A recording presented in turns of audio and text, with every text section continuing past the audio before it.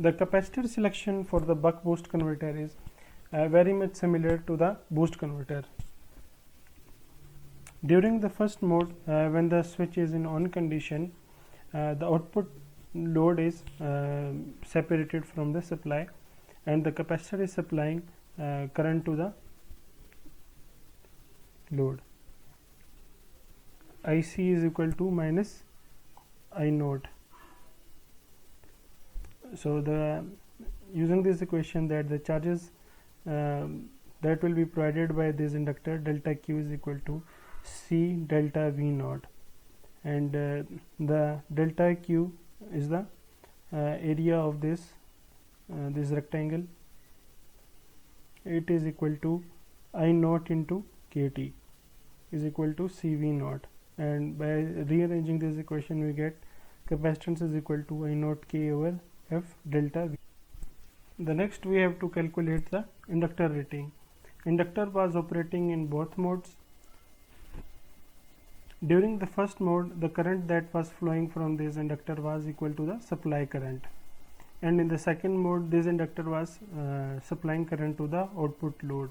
The average value of the current from inductor will be equal to the supply current plus output current, and we have calculated the value of supply current, which is equal to K times I naught over 1 minus K, and output average current is I naught. So the average value of current flowing from this inductor is equal to IL average is equal to I naught over 1 minus K, and the maximum value and the minimum value can be easily calculated. We know that the waveform from the inductor will be something like triangular in shape. It will be charging during first mode and then discharging during the second mode, and the peak can be calculated as the average value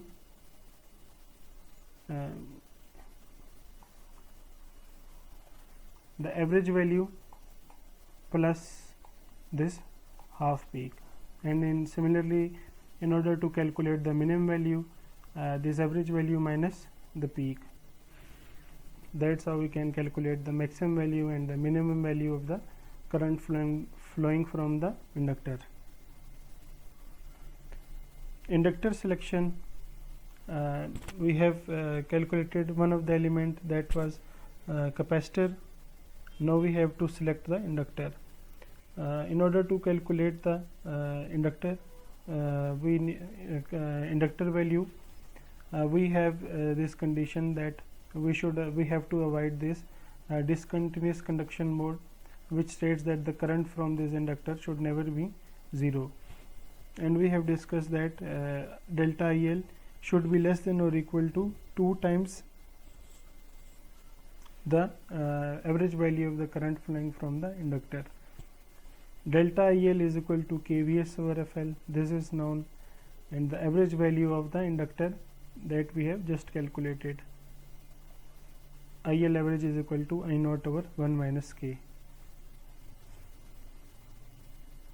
So using both these values of this delta IL and IL average in this above equation, in this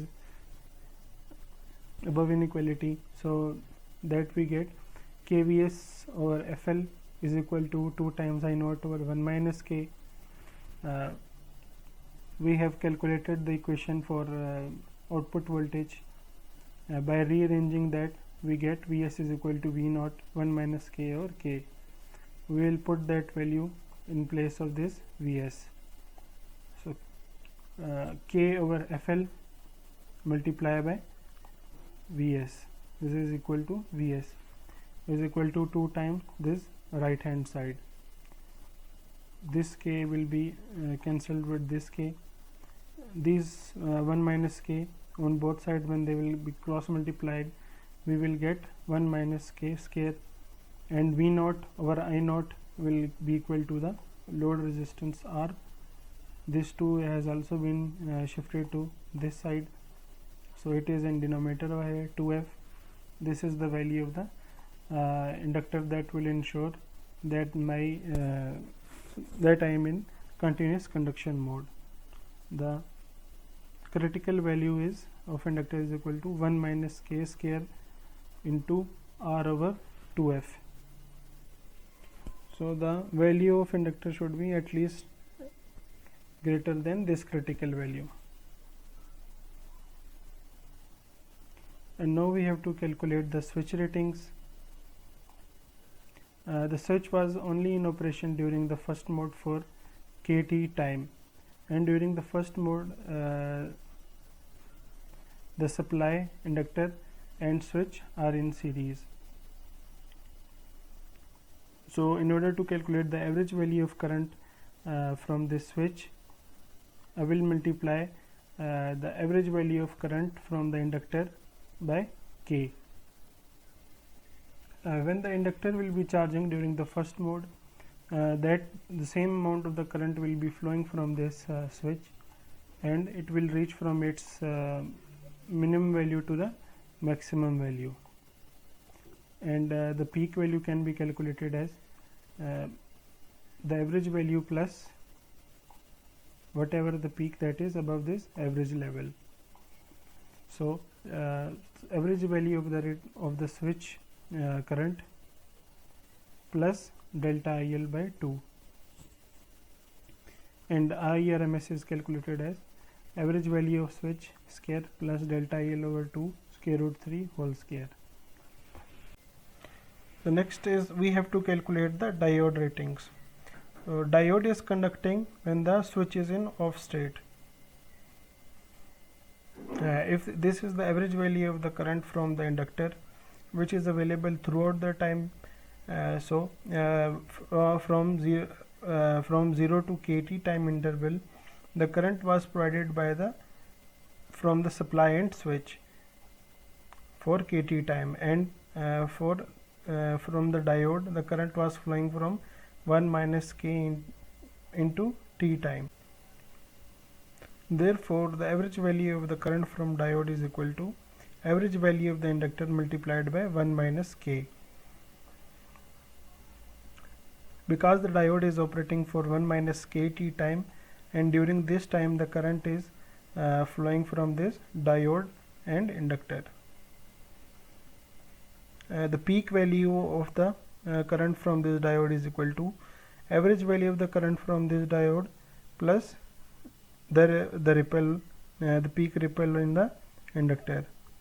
Because the same current is flowing from the diode and inductor, therefore delta IL by 2 is added in it, and the peak value is average value of the current from diode plus the peak delta IL by 2, and the RMS value is can be calculated as average value square plus the peak value divided by square root 3 its square and square root in the end.